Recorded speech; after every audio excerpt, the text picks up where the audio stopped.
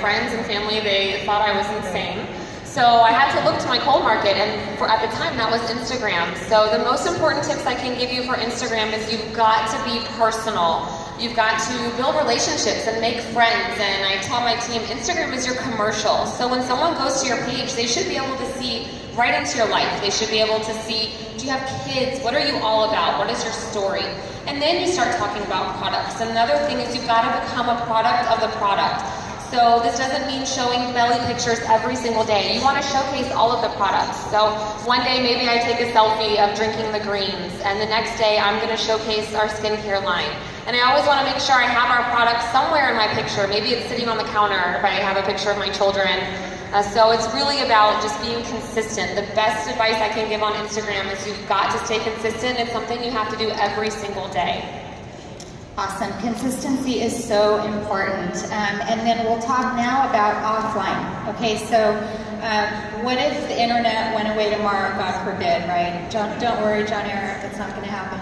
But I want to hear from you, how do you build offline? You know, for me personally, I experienced my business grew online, and I taught my team that. But a few years back, everything kind of crumbled for us because that was the only thing that we were doing. And it's so important to have a diverse field, and that you have to have the parties, you have to have one-on-ones, one team, one mission events, calls, all that kind of stuff, in addition to what you're doing online. And that really is going to help keep that volume up and keep your team growing. So, Jeree, you are a rock star online for sure. I know you were always an example I would share with my team, like, go to that Canellers page and see what they're doing. And I want to know, though, not a lot of people know this about you, but you actually didn't really start online. So can you share how you built your business offline? Yes, so whenever I first got started in this business, like I said, I tried that first wrap and I saw results, and I saw immediate value in becoming a distributor. And it wasn't because I wanted to hurry up and make a bunch of money, it's because I wanted to be able to get my product for free. Because contrary to popular belief, the Army really doesn't pay that well. And so I really wanted to be able to afford my products, and then if we paid off a little bit of debt, then that was going to be great too. And so I did tons and tons of one-on-ones. Like I said, I'm a stay-at-home mom. Whenever my baby was sleeping and the other two were doing school, we invited people over. Actually put 50-some wraps, I think it was 52 wraps, on people that first month. And I was able to do that because every time I put one wrap on somebody, I built value into the loyal customer program. And what's amazing about that is that you're going to be able to collect those wrap rewards. Well, I was turning those wrap rewards over super fast, making that $75 profit. And I think we went Emerald the first month, and I made just $800 in wrap cash that first month. So no excuses. You talk to those potentials about being a loyal, and you'll sign them up, and you can run your business for free. Awesome. Thank you so much. That's a lot of people to wrap. Wow. All right, Kara, I have the same question for you. Tell us, how do you recruit, build your leads, work on your hundreds list offline? So I try to see an opportunity in every single situation. A party does not have to be a formal get-together. If someone asks you to bring a dish for an event, whatever you're doing, a family get-together even, make some cookies and add Profit, and bring your bag of Profit so everyone can see your recipe. Bring the energy drinks. You know, when I'm at a grocery store, for example, I'll be digging in my big purse for my wallet, and I'll take my box of wraps and I'll set them on the table, or I'll hand it to the cashier and say, here, can you hold this while I look for my wallet? I have my clothes on every day. I mean, there is an opportunity in every single situation. That's awesome. I'm going to do that. All right, same question, Amanda. So you built quickly on Instagram, but what if that went away?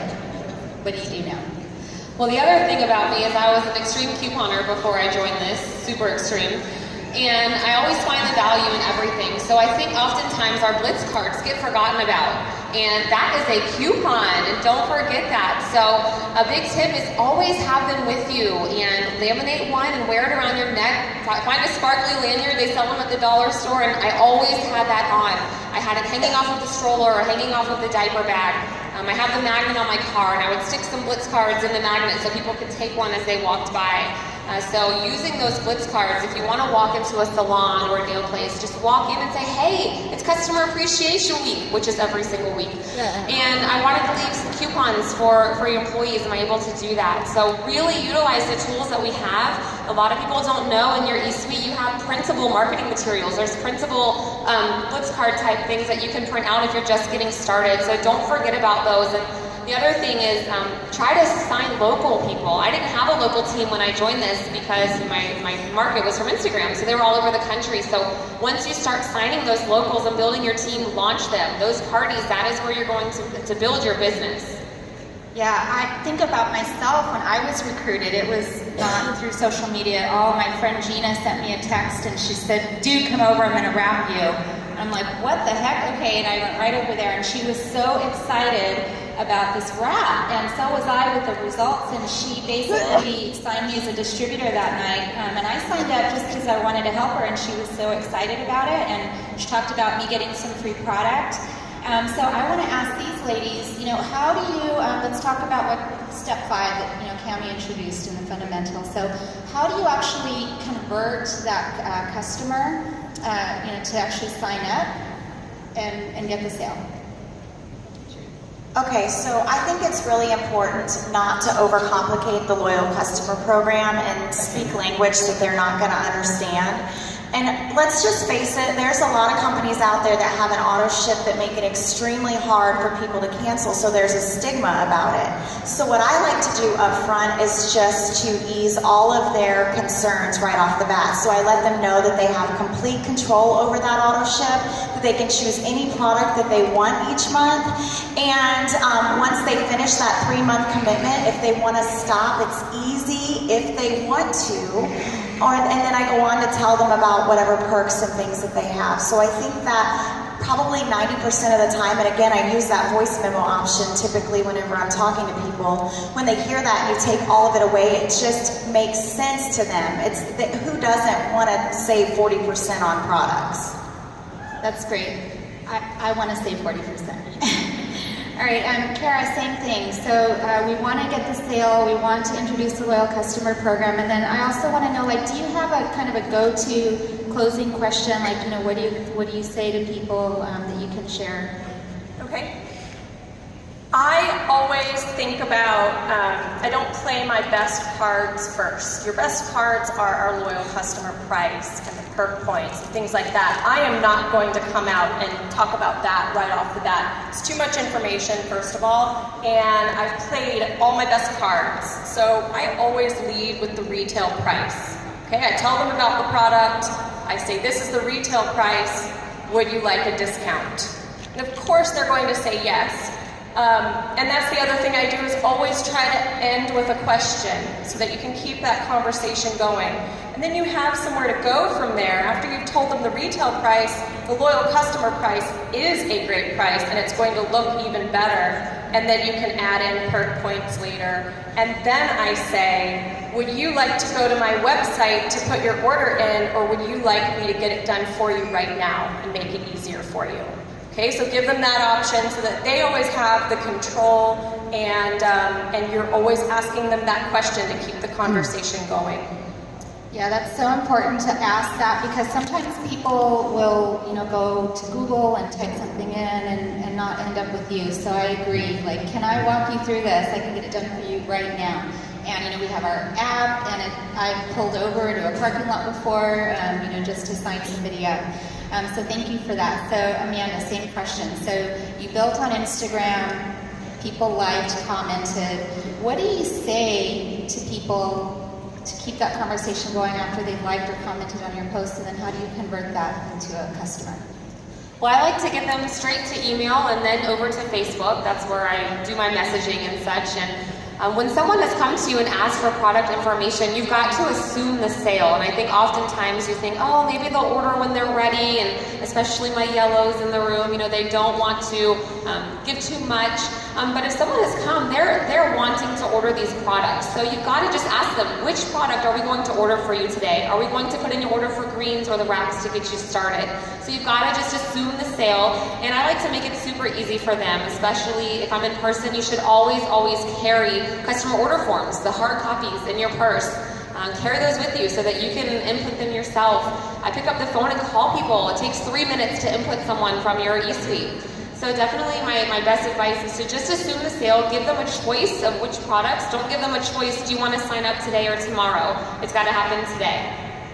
Yeah, I agree with that. And I think my favorite one is I just like to ask people, hey, did you want to do the 90-day loyalty program? And they're like, sure, what is that? And I said, oh, it's you pay wholesale and it's free to be a loyal customer as long as you order for at least 3 months. And it just makes it really easy. And then, like you said, I'll add, perks points and stuff like that after the fact, just to keep it super simple. So, okay, so we got our customers, we worked hard, made connections, helped people get what they want. Now I want to talk to you about keeping them, because that's the money while you're asleep, right? And I know I want to make money while I'm sleeping. So, Kara, maybe I can start with you. If you could share what is, a system or a favorite tip that you have with our group today on customer retention, that would be awesome. I have to be organized. That is the thing that I always have to work on for myself. And I found a few things that really work for me. And that's important too, is finding methods that work for you. Some people can work out of notebooks and keep all their people, written down there. I can't remember to carry it around. I have my phone. So what I do, if my loyal customer's on Facebook, I go to the Friends tab and I create a new list, and I call it Loyal Customers.